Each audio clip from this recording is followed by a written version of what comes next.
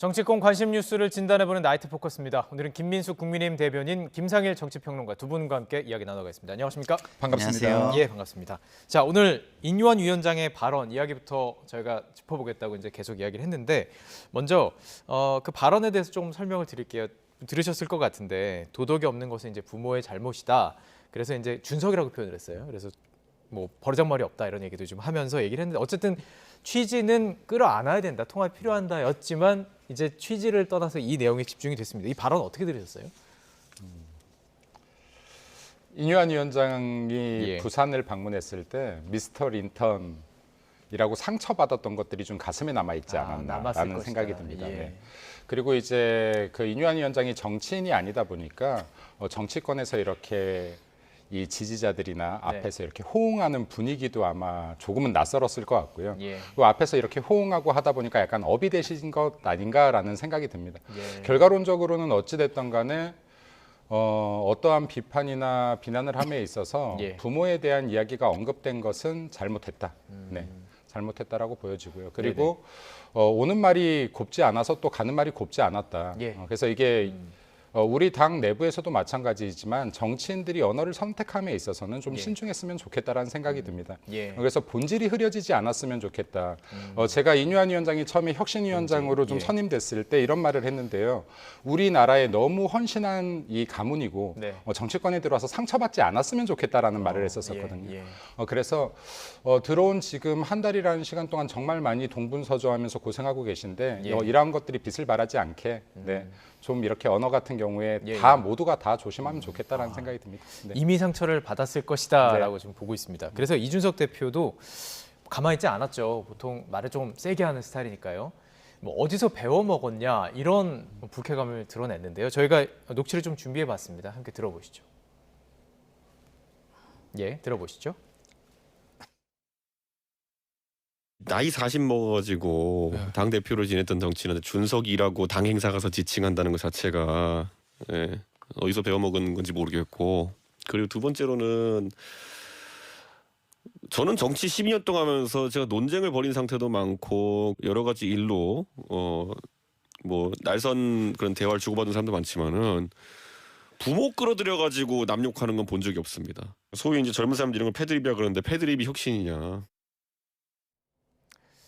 조금 전에 말씀하셨던 것처럼 가는 말 오는 말 지금 곱지는 않았습니다. 또 어떻게 들으셨는지 궁금하네요. 가는 말 오는 말을 따지는 세상은요. 그건 근대 국가가 아니에요. 그거는 사감을 가지고 모든 걸 해결하겠다는 거잖아요. 예. 오는 말이 나빠도 공식적인 어떤 위치를 가진 사람들은 예. 그 사감으로 해결을 하면 안 됩니다. 뭐 일반인들은 뭐 그럴 수 있죠. 왜냐하면 네. 사회에 미치는 영향이라는 게 미미하니까. 예. 뭐 그럼에도 불구하고 일반인도 그러면 안 된다고 우리가 사회와 교육 과정을 거치잖아요. 네. 근데 이제 두 분 다 지금 사회화 과정을 거쳤는데 사회화가 채 지금 이루어지지 못한 모습을 보여주시고 계신 거예요. 네. 자, 말이라는 게 그렇습니다. 뭐 일단은 형식이 있을 수 있고 네. 그 다음은 말의 의도라는 게 있을 수 있어요. 근데 인유한 위원장의 말의 의도가 이준석 전 대표를 끌어안고자 했다면 예. 그 의도도 잃었습니다. 뭘 통해서? 형식을 통해서. 말했던 본질. 그렇죠. 뭐 그러면은 본질이 무슨 의미가 있나요, 지금? 예. 말 형식이 그 본질을 다 덮어버렸는데 네. 상대방의 감정을 굉장히 심하게 상하게 함으로써 예. 그 본질을 뭐 생각할 수도 없는 상황을 만들어 버렸잖아요. 네.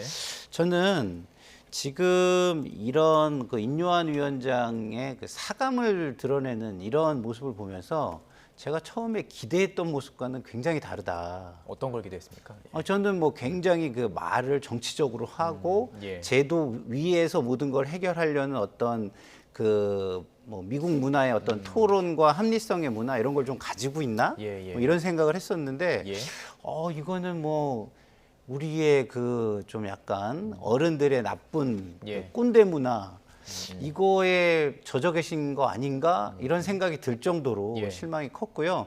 그래도 다행인 거는 뭐 어쨌든 우리가 한 번의 실수 뭐 이런 예. 거는 그래도 뭐 실수로 보고 다음을 기대해 보자 이런 게 있잖아요. 그래서 예.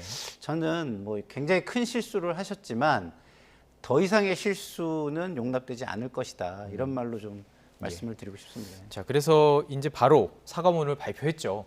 뭐 한 언론과 인터뷰에서는 아내에게 많이 혼났다 이런 얘기도 하시면서 이제 사과를 했는데, 네. 자, 문제는 본질이 흐려졌다고 얘기하셨고, 본질이 흐려졌다 말씀하셨죠. 본질은 이준석 대표를 끌어안으려고 했다는 그 부분입니다. 자, 이렇게 됐다면 이준석 전 대표와의 만남을 계속 추진해왔고 어쨌든 좀 통합을 가려고 하는 과정 속에서 만남 자체는 이제 끝났다, 아예 가능성 없다 이렇게 보세요. 어떻게 보십니까? 가능성이 없는 정치는 없다고 생각합니다. 정치는 다 네. 있다. 예. 가능성이 어떻게 보면 없는 멋진 정치는 말입니다. 없다라고 예, 예. 판단이 되고요. 그리고 모두가 좀 결국에는 목적이 다 같지 않는가. 예. 보다 나은 정치 그리고 보다 나은 대한민국을 만들어가기 위한 과정일 텐데 이러한 과정 속에서 개인 감정들을 좀 뒤로 하고 또 한 번에 또 이렇게 좋은 결과를 만드는 계기가 될 수도 있다. 네, 그렇게 보고 싶습니다. 그렇게 네. 보고 싶은 것이고 어떻게 보세요? 가능성 있다고 보십니까? 아니면 끝났다?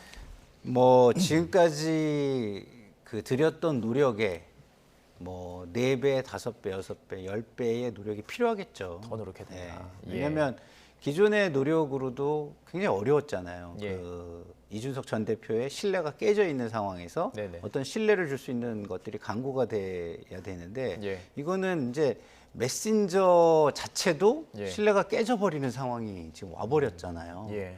그러면 인요한 위원장 같은 경우는 앞으로 메신저 역할이라도 할 수 있을까?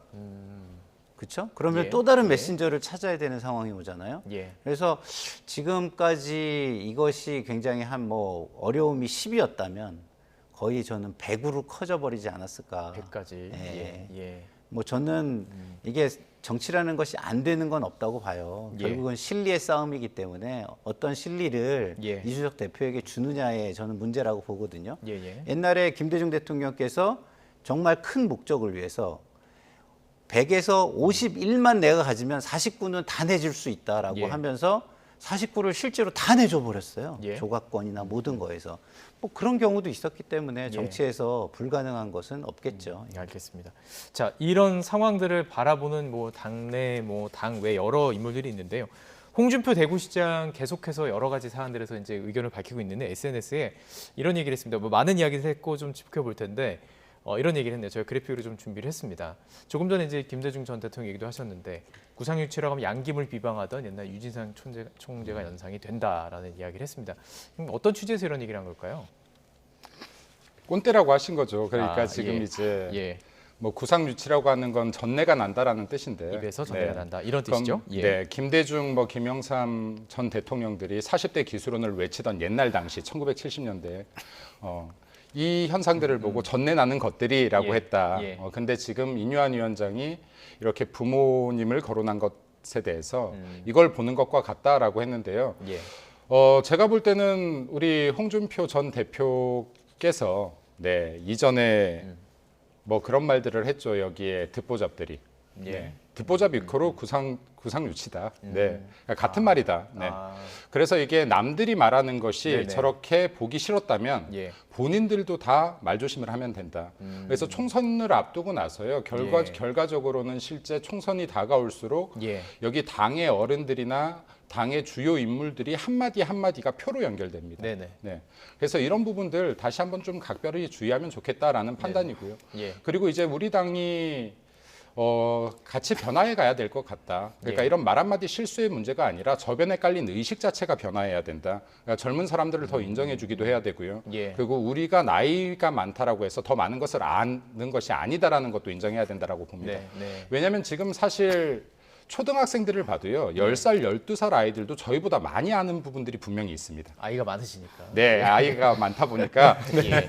근데 예. 정말 이게 중학생, 초등학생, 고등학생들도 성인보다 많이 아는 부분이 분명히 있다. 예. 그래서 이제 나이가 아니라 정말 실력으로 증명하는 이런 정치권 문화가 형성되면 좋겠다라는 생각이 들고요. 예. 그리고 선배는 후배를, 후배는 선배를 더 존중하면 좋겠다라는 생각도 듭니다. 알겠습니다.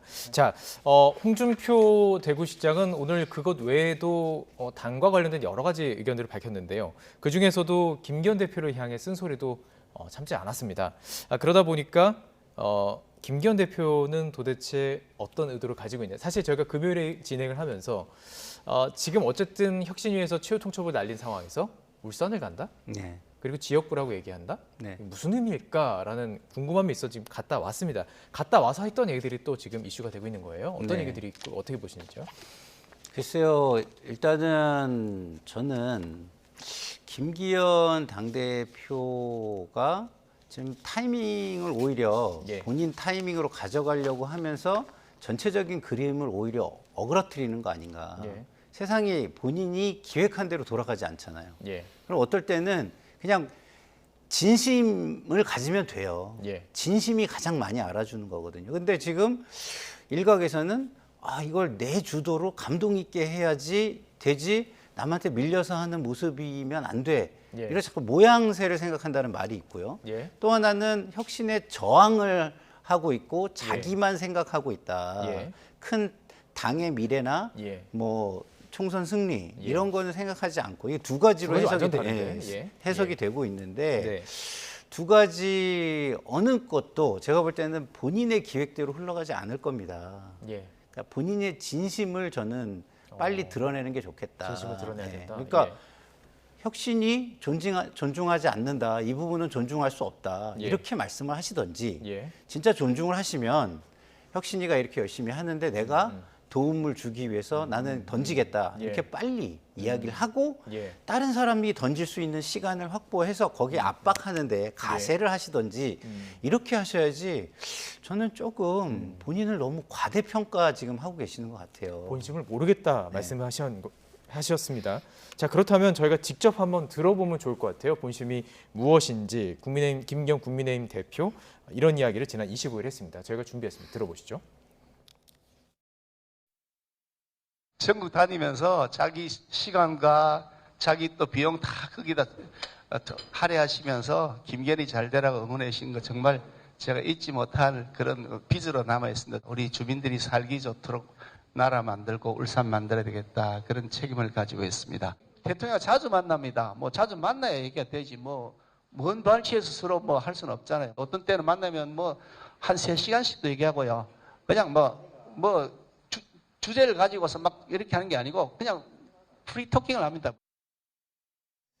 자, 이 부분에 대해서도 이제 홍준표 시장이 지적을 했던 것 같은데 윤 대통령 얘기를 한 거예요. 그리고 자주 만나고 프리토킹을 한 3시간 가까이 하고 뭐 주제랑 상관없이 한다. 그러니까 목적 없이 만나기도 한다 그런 의미인 것 같기도 하고 이걸 어떻게 봐야 될까요? 본심이 어딨다고 보세요? 약간 길게 이야기해야 될 것 같습니다. 예, 시간 드리겠습니다. 예. 네. 일단은 저는 항상 이런 이야기를 했는데 혁신위의 시기에 문제가 있다. 예. 네. 그러니까 혁신위가 선거를 임박해서 여든 야든 혁신을 한다는 것 자체가 어불성설이다. 네. 왜냐하면 혁신이라는 것은 단지 사람을 바꾸는 것이 아니라 제도와 시스템을 바꿔야지 혁신인 것입니다. 당 자체를. 네. 예. 그럼 제도와 시스템을 그에 걸맞게 바꿔야 되는 것이 혁신인데 이것을 여든 야든 다 선거를 앞두고 3개월 전, 6개월 전에 혁신을 하다 보니 혁신이가 할 수 있는 것들 중에서 국민한테 감동을 줄 수 있는 것, 표면적으로 감동 줄 수 있는 게 사람을 바꾸는 것에 그치는 경우들이 많다. 네, 네. 네. 그러면 그렇게 국민들이 정치판 물갈이해야 된다, 물갈이해야 된다라고 하는데요. 예. 물이 썩었는데 여기 어항 안에 든 고기만 계속 바꾸고 있어요. 예. 근데 어떤 고기가 썩었는데. 들어가든 예. 썩은 물에서 죽는 겁니다. 네, 네. 네. 근데 혁신위원장 인유한 위원장 입장에서는 지금 남은 시기 6개월 전에 들어와서 할 수 있는 모든 것들을 잘 해내고 있다라고 봅니다. 예. 하지만 이 과정에서 불협화음이 나올 수밖에 없다. 예. 네, 그래서 제가 여기에서 두 가지를 좀 말씀드리고 싶은 게 첫 네. 번째는 사람을 바꾸는 것이 완전한 답은 아니나 이게 국민들께 일부 감동을 줄 수 있다라고 하면 혁신위에서 이걸 안건을 제시를 했는데 공식적으로는 아닙니다만은 예. 이 과정에서 다선 의원이나 특정 지역의 의원들에게 좀 이게 집중되어 있습니다. 그럼 이분들이 만약에 설령 용퇴를 하더라도 네. 명예로운 용퇴가 되어야 된다. 왜냐하면 내 인생을 여기에 바쳤지 않습니까? 예, 예. 짧게는 12년, 길게는 20년 이상 내 인생을 바친 곳인데 우리 당의 문화가 기존의 선배들을 명예롭지 못한 퇴진을 하는 것이 문화가 되어서는 안 된다. 지금은 남일 같지만요. 예. 지금 무선이나 초선 의원들도 언젠간 3선, 4선 됩니다. 예. 그럼 우리 당은 계속해서 명예로운 퇴진이 없는 당이 될 겁니다. 예. 그래서 아직까지 11월이고 앞으로 시간이 있기 때문에 이분들이 충분히 본인의 인생 그리고 정치 역정에 대해서 생각할 시간을 주는 것이 제 개인적으로는 예. 바람직한 모습이 아닌가 하는 게 첫 번째이고요. 예. 그리고 지금 저기에서 왜 저렇게 의정보고회를 하면서 대통령 이야기를 꺼냈느냐라고 예. 하면 저도 당협위원장을 만 4년 이상을 했는데요. 이러한 공천 이야기가 나오게 되면은 네. 우리 당협위원장이 여기에는 원내 다 있을 수 있죠. 그렇죠. 우리 당협위원장이 혹시 공천을 못 받을 수도 있겠어라고 되면 여기에서 가장 흔들리는 건 누구냐면요. 여기 예비 후보나 후보들이 아닙니다. 예. 네. 여기에 지지자와 당원들이 흔들립니다. 예. 그럼 이 분들은 우리의 임기가 남은 이상 당연히 붙들어주고 사기를 진작해야 되는 것이죠. 예. 네, 그러면 이게 당협위원장이라는 직무를 해봤던 분들이라면 네. 너무나 당연한 일이다. 그리고 아직 임기가 남았다. 국회의원 임기가 내년까지다. 네. 당연히 해야 될 일을 했다라고 보여지는데 예. 이것을 너무 사람 교체에 집중이 되다 보니까 예. 확대 해석할 이유가 없다. 그리고 지금 김기현 대표가 향후에 어떠한 결정을 하더라도 충분히 명예로운 결정 그리고 당을 위한 결정을 하실 분이다 정도 말씀드리고 싶습니다. 네. 알겠습니다. 자, 그렇다면 혁신위에서 사람을 교체하는 것 외에도 룰에 대해서 어떻게 얘기할 것이냐, 또 룰이 공천이랑 관련된 또 당대표를 뽑는 거랑 관련이 깊기 때문에 어떤 이야기가 나오는 건지도 상당히 관심을 갖고 좀 봐야 될 것 같은데, 자, 그렇다면 지금 말씀하신 것처럼 명예로운 퇴진까지 해주는 것이 가장 바람직한 모습일 텐데, 문제는 혁신위는 지금 한 30일이죠. 목요일 정도로 예상하고 있는데 당 주리 희생 권고안을 아예 정식 의결할 예정이라고 지금까지 나와 있습니다. 그리고 네. 혁신이 전에 사퇴서까지 나왔던 이 얘기도 바로 어떻게 보면 어떤 얘기로 그걸 봉합했는지 모르겠지만 네. 어쨌든 지금 시기가 나왔다는 걸 봤을 때는 이런 얘기는 분명히 나올 것 같거든요. 네. 명예로운 퇴진을 기다려주지 못하고 당주리 희생 권고안이 정식으로 의결해서 들어가게 된다면 네. 또 어떤 모양이 될지도 궁금하거든요.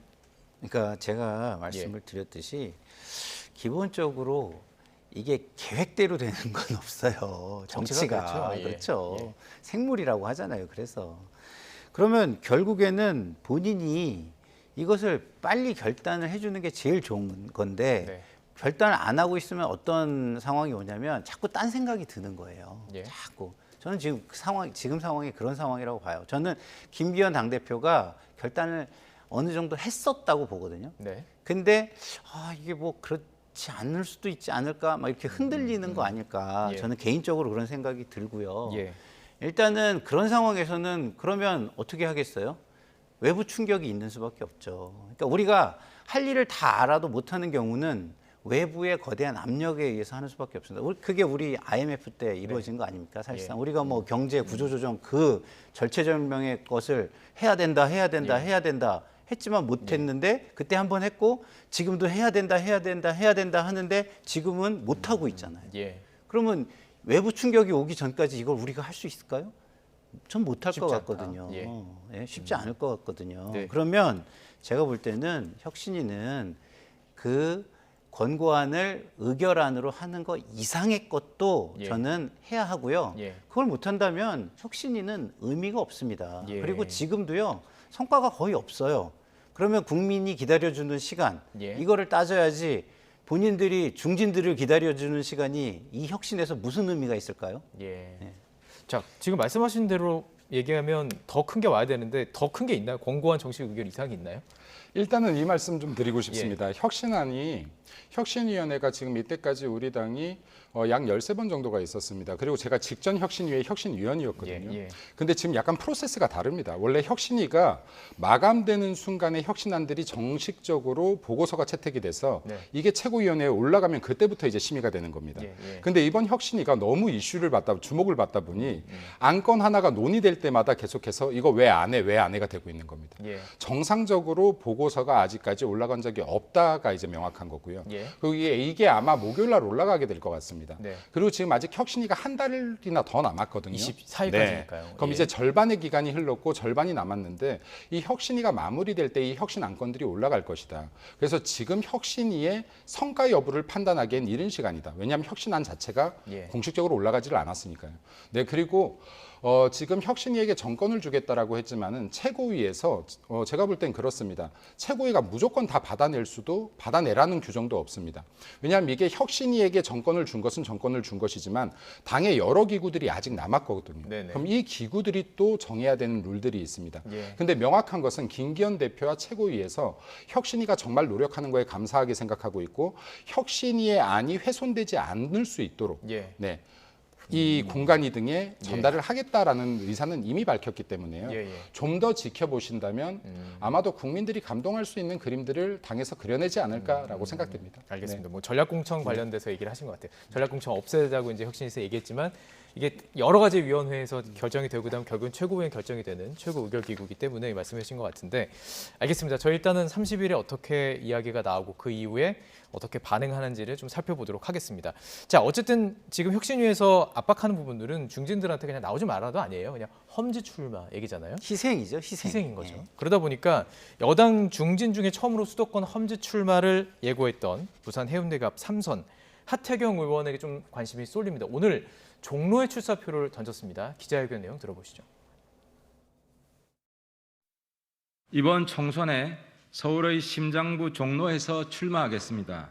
종로에서 힘차게 깃발을 들고 우리 당 수도권 승리의 견인차가 되겠습니다.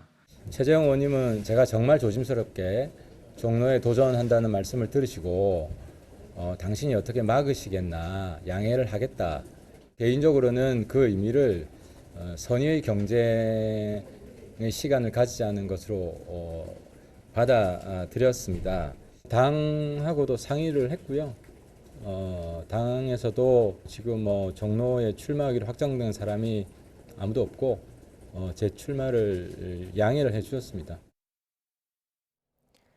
수도권 험지 출마 선언했고 종로로 결정을 일단 했습니다. 그런데 종로가 현재 현역 의원이 최재형 의원이에요. 네. 그러니까 국민의힘 의원이 있는 곳에 도전장을 낸다. 험지냐 이런 질문들이 좀 있는 것 같아요. 네. 예. 일단 뭐 굉장히 그 정치적 환경의 영향을 많이 받는 곳이기 때문에 네. 험지일 수 있죠. 예. 네, 험지일 수 있고 기본적으로 지금 국민의힘에서 한동훈 장관과 관련되거나 그러니까 아니 예. 거물급 원희룡 장관 정치인들이 얘기도 하고, 예. 거론될 때마다 종로가 거론이 됐어요. 어디 무슨 뭐 동네 북처럼. 네. 그렇기 때문에 하태경 의원 입장에서는 어떤 한 사람이 딱 정해져 있는 곳보다는 이렇게 회자되는 곳이 조금 더 편할 수 있는 게 한 가지가 있을 수 예, 있고요. 예. 두 번째는 말씀하신 그 정치적인 상징성. 그래서 자기 정치의 미래를 도모해 볼 수 있는 승부수가 될 수 있다라는 측면에서 예. 종로를 결정한 거 아닌가. 그리고 본인이 거기에 가서 졌을 때도 상대적으로 피해가 덜 할 수 있는 곳이 또 종로가 되지 않았을까 이렇게 생각을 합니다. 예. 혹시 안 되더라도 뭐 재보궐도 있고 이런 네. 상황들 속에서 자 지금 이렇게 분석을 해주셨는데 당 지도부가 조금 어떤 분인지 궁금하거든요. 이게 그러니까 지금 하태경 의원은 당 지도부가 얘기를 했다. 물론 김기현 대표와는 아니지만 상의가 됐다고 얘기하지만 당 지도부는 또 아니라는 보도도 있고요. 어떻게 좀 들으셨나요? 제가 들을 수도 없거니와요. 예. 이런 이야기를. 예, 예. 설령 뭐 누군가가 상담을 했다고 해도 그 이야기가 밖으로 새어나가진 않을 거니까 네. 제가 알 수도 없거니와 당 지도부와 설령 상의를 했다라고 해도 예. 나가봐 뭐 이러진 않았을 것이다. 뭐 확정처럼 이야기하진 않았을 예, 것이다. 예. 왜냐하면 누군가가 어떤 지역구에 나가겠다라고 했는데 뭐 절대 불사 안 돼 뭐 이렇게 표현할 수도 없는 것이고 네네. 나가 무조건 돼라고도 이야기할 수 없는 것이죠. 누구 한 명이. 예. 그렇기 때문에 이 부분에 대한 이야기는 제가 볼 때 그렇게 무게감을 둘 필요는 없을 것 같다. 이 진위 여부와 관계없이. 예. 네라고 판단이 되고요. 네. 그리고 하태경 의원 같은 경우가 부산 지역구를 포기하고 서울 험지로 나오겠다라고 한 부분에 대해서는 굉장히 정무적으로 뛰어난 분이시고 정무적으로 뛰어난 판단이고 당에도 긍정적인 영향을 미쳤다라고 생각합니다. 예. 하지만 뭐 이번에 종로 출마 같은 경우는 긍정적, 부정적 좀 양면성이 있다라고 판단되고요. 예. 네, 긍정적인 것들은 지금 비단 하태경 의원뿐만이 아니라 더 센 분들도 또 출마 의사를 표현할 수도 있거든요. 예. 그럼 경선 과정에서 이게 이슈가 돼서 우리 예. 당에 좀 유리한 홍보가 되고. 네, 홍보가 될 수가 있다 하는 부분이 있을 것 같고요. 부정적인 측면은 종로라는 건 아까 여기 우리 또 박사님 말씀하셨듯이 네네. 상징성이 있는 곳이다 보니까 예. 당에서 또 더 심오한 계획이 있을 수도 있지 않을까 하는 예. 부분들에서 좀 이렇게 단점도 있을 수 있겠다라고 예. 판단되어집니다. 알겠습니다. 그러니까 상황을 지켜봐야 되는 겁니다. 네. 이 과정들이 아직 선거철이라고 본격적인 선거철이 아니기 때문에 선거철이긴 하지만 그럼요. 예, 누구도 공천을 확정할 수 없죠. 예, 알겠습니다.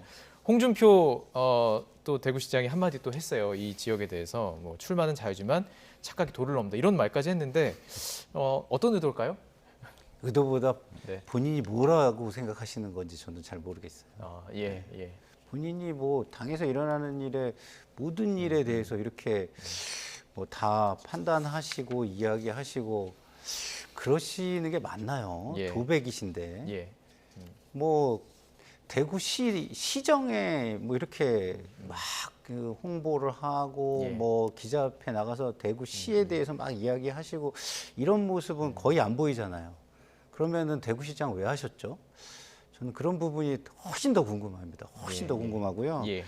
어쨌든 종로는 주사파 출신이 갈 곳이 아니다라고 하태경 의원한테 했는데 그러면 국민의힘에서 왜 받아들이셨죠? 예? 저는 뭐 때만 되면 예. 사람의 과거를 가지고 이렇게 이야기하는 거 굉장히 비열한 거라고 저는 생각해요. 예. 일단은 주사파인 거를 그렇게 중요하게 생각했으면 국민의힘에서 받아들일 때 아니 진짜 뭐 온몸으로 막으셨어야죠. 이제 와가지고 무슨 일이 생기니까 이렇게 얘기하는 거 예. 굉장히 좀 비열한 거 아닌가요? 알겠습니다. 짧게 하고 넘어가려고 했는데 많이 말씀해 주셔가지고 자, 그 또 다른 인물이 있습니다. 왜냐하면 이 종로 지역의 얘기가 나오는 여러 인물들 가운데 최근에 정말 정치적 행보라고 해석하시는 분들이 많은 한동훈 장관이 인터넷 커뮤니티를 이렇게 뜨겁게 달군 사진이 있었다고 하는데요. 배우 이정재 씨와 함께했다는 사진 혹시 보셨습니까, 이 사진? 네, 봤습니다. 예. 네. 사실 이제 시기가 계속 이제 뭐 대구 갔다 오시고 뭐 울산 갔다 오시고 이것들이 정치적인 뭐 행동이다라고 보는 이 시기에 물론 동창끼리 만났지만 사진에 이렇게 됐습니다. 그러다 보니까 이거 총선 출마설 이거 사실이다 이렇게 지금 주목하시는 분이 계세요. 어떻게 보세요, 이건? 뭐 총선 출마는 국민들 대다수가 출마하지 않겠느냐라고 보시는 것 같아요. 네. 네. 그리고 정치권에서도 똑같은 시각인 것 같고요. 예. 근데 지금 이제 저 사진 같은 경우는 두 분이 좀 한동훈 장관도 정치인을 넘어서 셀럽 대열에 들어가 버렸기 때문에 네. 네, 저 사진을 이제 본인이 찍어서 올린 것이 아니라 주변에 있던 사람들이 한동훈 장관하고 이정재가 같은 곳에서 밥을 먹고 있어 하다 보니까 이걸 구경하러 온 사람들 예. 뭐 이제 주변 사람들이 사진을 찍어서 올리고 예. 하면서 지금 알려졌는데 네. 73년생 현대고 동창이라고 합니다. 같은 그 동기라고 하는데 네. 친구들끼리 만나서 밥 먹었다 보는 게 맞을 것 같다. 예. 네, 그리고 실제 그 친구들하고 밥 먹는 것조차도 이렇게 이슈가 될 정도로 국민들이 많은 관심을 가지고 있다. 예. 저 상대가 이정재가 아니라 다른 일반인이었어도 저 사람 누구지 하고 아마 이슈가 됐었을 것이다. 예. 라고 판단됩니다. 그래서 예. 국민들께 일단 뜨거운 관심을 받고 있는 만큼 국민들 기대에 좀 이렇게 더 부응해 주시면 좋을 것 같습니다. 알겠습니다. 예. 짧게 이 부분도 말씀해 주시죠. 네. 저는 좀 한동훈 장관이 좀 행동을 좀 무겁게 했으면 좋겠어요. 너무 가벼워요. 저렇게 만나서 노출이 되면 너무 뻔하잖아요. 예. 기본적으로 그 사정기관과 관련된 분들은요, 사람들을 만날 때 노출을 잘 안 합니다. 저도 이제 뭐 사정기관이 몇 개 있잖아요. 4대 예. 사정기관. 네. 거기 계신 분들은 대부분 어떻게 행동을 하냐면 만나면 먼저 와서 기다리시고 나갈 때도 먼저 내보내신 다음에 당신이 늦게 나가요. 그게 그렇죠. 같이 나중에 있는 문제가 게 될 수 그렇죠. 있으니까. 문제가 될 수 예. 있으니까. 근데 이렇게 의도가 뻔한 걸 같이 보이는 데서 식사를 하고 예. 이렇게 한다? 예. 근데 이분이 물론 사정기관에서 직접 수사를 하거나 직접 뭐 사정 작업을 하시는 분은 아니지만 네. 그 검찰을 지휘하시는 분이잖아요. 예. 그럼 거기에 준해서 행동을 하는 게 저는 맞다고 보거든요. 예. 근데 이미 법무부에서는 마음이 떠났구나라는 모습을 보여준 것 같고요. 이러실 예, 거면 예. 빨리 그냥 그 여의도 진출 선언을 좀 해주셨으면 좋겠어요. 예. 오늘 그 종로를 선택했던 어떤 하태경 의원처럼 뭔가 아예 선언을 했으면 좋겠다 이 얘기를 받아들이겠습니다. 자, 국민의힘 하나 이슈만 짧게 더 짚어보고요 넘어가겠습니다. 당무감사위원회가 오늘 있었습니다. 당협 활동에 문제가 있다고 판단되는 것은 이제 갈라내는 과정. 당협위원장 해보셨으니까 네. 이게 어떤 과정인지 궁금해요. 이게 그러니까 사실은 공천이랑 직결되는 건 아니죠. 네, 직결되지는 않습니다. 예. 저도 4년 동안 약 4번의 당무감사를 받았던 것 같은데요. 네. 그 국민의힘 당무감사는 굉장히 가혹하리만큼 정확합니다. 그래요. 예. 예. 정말로 여기 주변의 음식점들을 다니면서 예를 들면 김민수 아느냐 이렇게 질문을 하기도 하고요. 네네. 그래서 모릅니다라고 하면 열심히 안 다녔구나. 어, 안다라고 하면 예. 어떠냐 평판을 묻기도 하고요. 네. 그리고 크로스 체크도 굉장히 많이 하고요. 네. 근데 이제 이 과정에서 실제로 선거 5개월 정도를 남기고 예. 당협 활동을 열심히 하지 않은 것으로 판단되는 당협위원장들을 어느 정도 이렇게 걸러내겠다 하는 의도로 보여집니다. 예. 그리고 지금 이제 또 만약에 그에 적합한 사람들이 없다면, 다 열심히 했다면 네. 굳이 걸러낼 이유가 없다라고 하면 예. 그런 일이 발생하지 않을 것이고요. 네. 그럼 누가 걸러지는지 물론 이제 1위는 조금 발표를 미리 얘기를 해주더라고요. 네. 1위는 뭐 배현진 의원, 원외에서 나경원 전 원내대표라고 하는데 사실 관심은 누가 걸러지느냐는 거예요. 그 중에서 뭐 지금 노원은 어쨌든 비어 있는 상황이고 뭐 여러 가지 관심 가는 그 곳이 있는데 어디 좀 관심 갖고 보세요? 뭐 저희 당이 예, 아니어서 알겠습니다. 예. 저는 뭐 크게 네. 관심은 없고요. 네. 단지 이런 뭐 어떤 물갈이 작업에 이런 사정이나 이런 게 쓰일 수는 있지만 네. 그것이 강조돼서는 저는 안 된다고 봐요. 알겠습니다. 예. 하나만 더 말하면요. 네. 여기 그 당무감사에 대해서 제가 혁신위를 할 때도 이 안건을 제시했던 것 같은데, 징벌적 당무감사가 아니라 포상적 당무감사를 해라. 네, 그러니까 평상시에. 네, 그러면 당무 정말 아까 1위 하신 분들이 있잖아요. 네네. 그럼 1위를 제외하고도 더 우수한 당협들, 뭐 예. 10%든 20%든, 그럼 이분들이 왜 어떻게 훌륭해서 이 점수를 받았는지, 예. 어떠한 부분에 장려 사항이 있는지, 이런 것들을 평상시에 당무감사를 통해서 확대하고 홍보한다면 다른 당협들도 이 배울 수도 위를 있고. 배울 수 있는 기회가 될 것이다. 그래서 지금 너무 선거를 앞두고 다들 일어나는데, 네. 제가 혁신이나 이러한 변화들이 여든 야든 할 거 없이 내년 4월 이후 5월부터 혁신위도 꾸려지고 해서 예. 정말로 국민들을 위한 변화를 좀 만들어갔으면 좋겠다라는 말씀 첨언드립니다. 네, 저도 그럼 정치료에서 네. 짧게 하나 말씀드릴게요. 예. 이런 당무감사는요, 객관성과 투명성이 저는 생명이라고 봐요. 이렇게 막 몰래 해가지고 줄 세우게 한 다음에 발표하는 거는 사실은 오히려 투명하게. 예, 받아들이기가 굉장히 어려운 부분이 있습니다. 예, 알겠습니다. 자, 이제 민주당 이슈 마지막으로 짚어보겠습니다. 민주당이 지금 룰에 대한 이야기가 오가고 있습니다. 내년 8월 전당대회에서 권리당원 투표 비중을 대폭 늘리기로 하면서 반대로 대의원 제도는 줄이는 것이죠. 관련된 이재명 대표의 발언 일단 들어보시죠. 민주주의 사회에서 표의 등가성은 매우 중요한 가치입니다. 우리 더불어민주당의 이제 대의원과 권리당원의 1인 1표제에 대한 열망이 매우 큰 건 사실인데, 그 방향으로 가야 하긴 하겠지만 단번에 넘어서기는 어려운 벽이어서 한 걸음씩 이렇게 점진적으로. 비명계 의원님들 반발이 좀 예상이 되는데 이견이 있는 건 당연하고 충분한 협의 논의를 거쳐서 그 의견들 모아 나가도록 하겠습니다. 제가 기억하는 바로는 지난 8월에 사실 민주당 혁신위원회에서 발표했던 내용과 지금 네. 일맥 상통한 거예요. 그러니까 대의원 자체가 지금 거의 60%의 표를 갖고 예. 60표를 갖고 있는 걸 줄이자는 거죠. 그때는 이제 뭐 여러 가지 대안들이 제시가 됐는데, 이제 문제는 지금 이 시기에 이 얘기를 왜 하느냐라는 질문이 비명계를 쪽에서 나오는 거예요. 그렇죠. 어떤 건지 분석을 좀 부탁드릴게요. 왜 그러는 건지. 기본적으로는 본인의 이해에 충실한 행동을 하고 네. 그거를 이제 할 수 있는 상황이라는 판단이 있었기 때문 아니겠습니까? 뭐 예. 그 지금 국민의힘에서 혁신 작업이라는 게 있고 뭐 하다 보니까 뭔가는 해야 되겠고 예. 그런 상황 속에서 본인의 입지가 굉장히 탄탄해졌으니까 뭐 이런 본인이 하고 싶었던 예. 그리고 지지자들을 좀 더 이렇게 열광시킬 수 있고 네. 본인에게 좀 결집시킬 수 있는 일을 하려고 하시는 것 같은데, 논리는 하나도 맞는 얘기가 없어요. 예. 왜냐하면 표의 등가성 이미 따진 상태에서 예. 다른 걸 고려한 겁니다. 예. 1인 1표가 없는 사람이 어디 있습니까? 다 네, 있죠. 네, 네. 근데 우리가 심지어 국회의원 지역구도요, 인구수가 적은데 국회의원 한 명을 줘요. 왜죠? 등가성 때문에. 그 지역의 예. 대표성 때문입니다. 그러면 지금 그 민주당의 그러면은 대의원이나 이런 사람들은 뭐죠? 직역의 대표성이나 지역의 대표성 때문에, 소외된 지역에 그렇죠. 대해서 소외된 거죠. 직역, 뭐 소외된 어떤 사람들, 예. 뭐 이런 청년일 수도 그렇죠. 있고, 청년일 수도 장애인일 있고, 수도 여성일 있고. 수도 있고, 네. 장애인일 수도 있고, 그 다음에 뭐 노동일 수도 있고, 네. 이런데 소외된 부분을 포함시키기 위해서, 예를 들어서 뭐 이제 그 국민의힘 같은 경우는 호남, 민주당 같은 경우는 영남, 예. 뭐 이런 것도 있고요.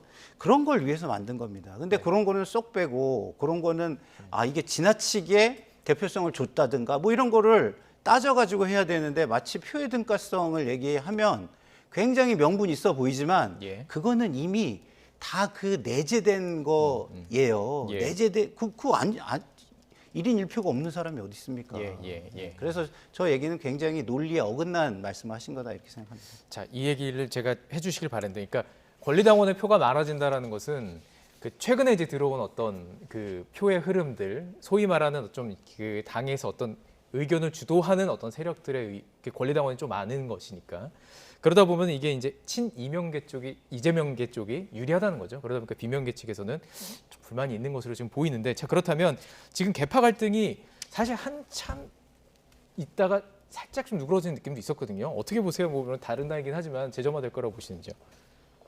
지금 방금 이 말했던 지금 표의 등가성 문제나 이 당원을 바꾸는 거는 네. 사실 이게 적용된다면 내년 8월이거든요. 예. 그럼 내년 이게 총선 지난 이후 8월인데 전당대회가 이걸 왜 지금 생뚱맞게 지금 이 시점에서 꺼냈느냐? 그럼 저는 민주당 내부에서 친명계 내부에서 만에 하나 총선에 진다면이 이제 염려되기 시작했다라고 봅니다. 거기까지 보시는군요. 네. 예. 만에 하나 총선이 염려가 됐기 때문에 이 네. 8월의 일을 지금 염려했다. 예. 만약에 총선에 지게 되면 지금 현 지도부, 민주당의 현 지도부에게 책임론이 제기될 것이고 예. 그랬을 때 지금 이때까지 비명계를 탄압했던 것이나 이런 것들이 역풍으로 돌아올 것을 예상해서 설령 우리가 총선에 져도 이재명 체제를 유지할 수 있는 방안을 연구하기 시작했다로 보여집니다. 예. 그래서 이에 대한 부분들은 당연히 비명계에서 펄쩍 뛸 일이죠. 네. 이 부분 충분히 예상했을 거라고 판단되고요. 비명계와 지금 친명계의 갈등이 이로 인해서 좀 더 심화될 가능성이 높아졌다 이렇게 판단됩니다. 네. 그렇군요. 그렇다면 지금 뭐 탈당 얘기 막 나오고 있는 뭐 이상민 의원이라든지 지금 여러 가지 지금 부글부글 끓는 것 같아 보이는 네. 그 비명계 쪽에서 좀 어떤 액션을 취할 수 있지는 않을까요? 어떻게 보세요? 뭐 계속해서 이야기를 지금 하고 있고요. 네. 그 액션은 뭐 계속해서 거부될수록 에스컬레이트가 되겠죠. 예. 어떤 방식으로든. 근데 저는 좀 전에 우리 김민수 대변인님께서 하신 말씀은 저는 좀 다른 의견을 예, 가지고 예. 있습니다. 왜냐하면 이게 정총선에서 졌다. 근데도 뭐 그 당권을 유지하려고 그런다. 지금 소위 말하는 개딸, 예. 그 권리당원의 숫자가 그렇게 그 정도로 많지도 많지 않거든요. 않군요. 예. 목소리가 큰 거지 그 정도 아니고 예. 만약에 큰 흐름이 형성됐는데 거기에 반해서 무조건 이재명 당대표만을 예. 외칠 수 있을까요? 저는 그렇지 않다고 봅니다. 왜냐하면 예. 친노, 친문, 친명으로 오는 과정에서 사람들의 구조를 보면은요, 예. 다 친노했던 사람, 친문했던 사람이 친명하는 사람이 굉장히 많아요. 예. 그 얘기는 뭐냐? 예. 다 자기 이해에 의해서 예. 권력에 줄 서는 거라고 저는 보거든요. 네. 뭐 제 생각입니다만 저는 예. 그렇게 보여요. 그렇기 예. 때문에 저는 그렇게 가지 않을 가능성이 좀 더 높다는 게 제 의견이고요.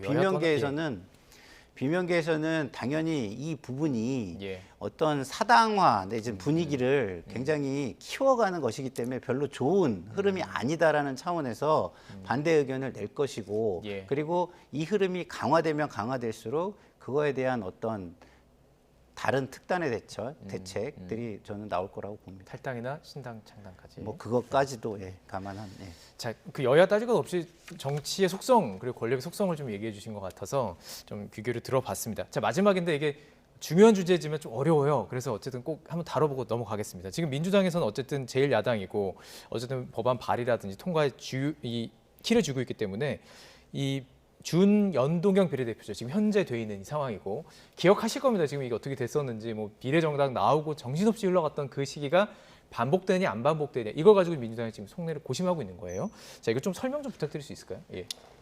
일단 그 국민의힘이 현재로서 이야기하는 것은 병립형으로 복귀하자. 예전으로 돌아가는 네, 거예요? 예전으로 예, 돌아가자. 예. 그럼 국회의원 투표를 할 때요. 국민 여러분들께서 기억을 더듬어 보시면 그 지역의 후보를 투표하고요. 그 정당을 투표합니다. 네. 정당 투표한 게 이제 비례대표를 뽑는 것이죠. 네네.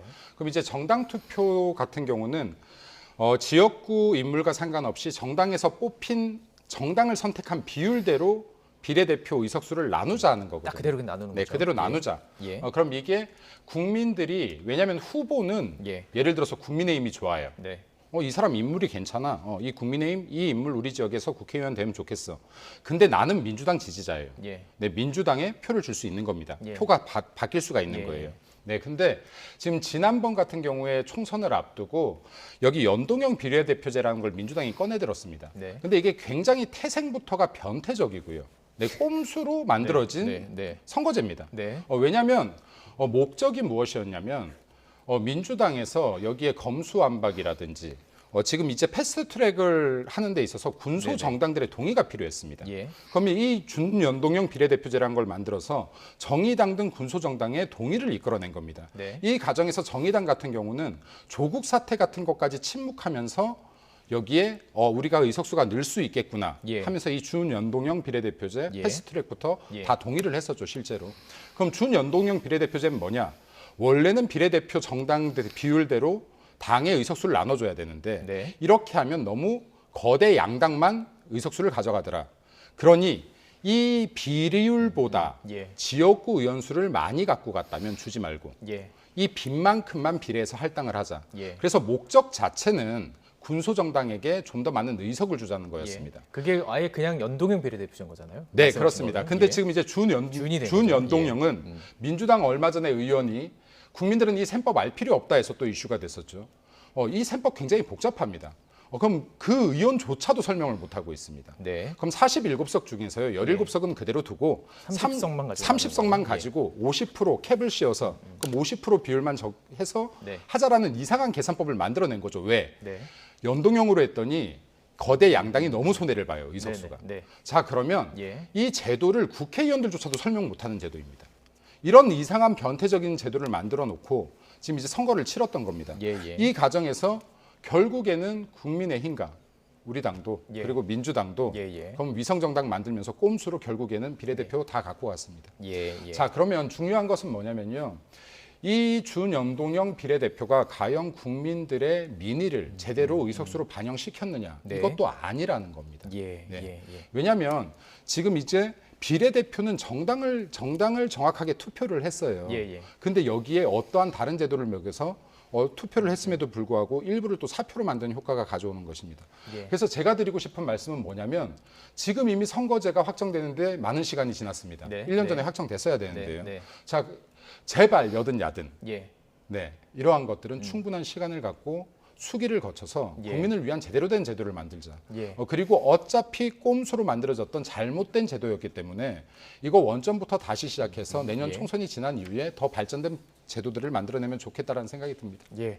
자, 민주당 측을 많이 지적을 해주셨지만 그 상황 속에서 어쨌든 국민의힘도 비례정당이라든지 이런 것들 통해서 이제 이게 시간 과정들, 기본적으로 예. 지금 김민수 대변인님은 뭐 예. 대변인이시니까 그렇게 얘기하지만 네. 저는 옆에서 제 사리사욕 없이 지켜본 사람으로 보면요. 네. 처음부터 끝까지 국민의 힘이 본인들의 이익 때문에 거부하거나 주장한 것 때문에 여기까지 온 거예요. 이렇게 뭐 이상한 제도가 된 것도 국민의 힘이 자기 걸 하나도 안 내놓으려고 한 거예요. 그러면 기본적으로 지금 취지가 뭐였냐? 자, 아까 우리가 표의 등가성, 예, 예. 대표성 얘기했잖아요. 선관위에서 권고를 했습니다. 네. 우리나라의 정치 발전을 위하면 각 당의 지지자들의 대표성을 인정해 줘야 된다. 네. 그럼 정의당이 만약에 지지하는 사람이 5%인데 5%는 한 안 명도 되니까. 의석을 낼 네, 수가 네, 없어요. 네. 그 5%는 사장되는 겁니다. 예. 그렇잖아요. 그럼 이 5%의 사람들은 누가 대표해 주죠? 음. 그걸 위해서 연동형 비례대표제라는 것을 만들어낸 거예요. 네. 왜? 의석수를 늘려서 하는 게 맞지만 의석수를 예. 늘리면 국민 감정상 어긋나니까 현 인원수 내에서 뭘 해도 해보자. 그 선관위의 권고를 맞춰가지고 정치를 발전시켜보자라는 예. 차원에서 이게 이루어진 겁니다. 근데 지금 나오는 얘기들 최병천 그 소장의 이 시뮬레이션 네. 이런 것들이 의도하는 바 모든 게 뭐냐? 정당의 당리당략이 예. 국민과 정치의 발전보다 우선한다라는 말을 하고 있는 것에 다름이 아니다라는 말씀을 네. 드립니다. 알겠습니다. 자, 오늘 사실은 이제 시간을 넘기면서까지 이 내용을 좀 다뤄봤습니다. 중요하기 때문에 네. 중요하기 때문에 말씀하신 것처럼 그 본질과 이제 이것들이 어떻게 적용이 될 것인지 분명히 우리 국민 여러분들 똑똑하시고 어떤 상황인지 다 지켜보고 계시고 기억하고 계시거든요. 그렇기 때문에 이것 과정들도 아주 예민하게 지켜보시리라 저는 믿고 있습니다. 자, 오늘 여기까지 얘기 듣도록 하겠습니다. 김민수 국민의힘 대변인 또 김상일 정치평론가와 함께했습니다. 고맙습니다. 감사합니다.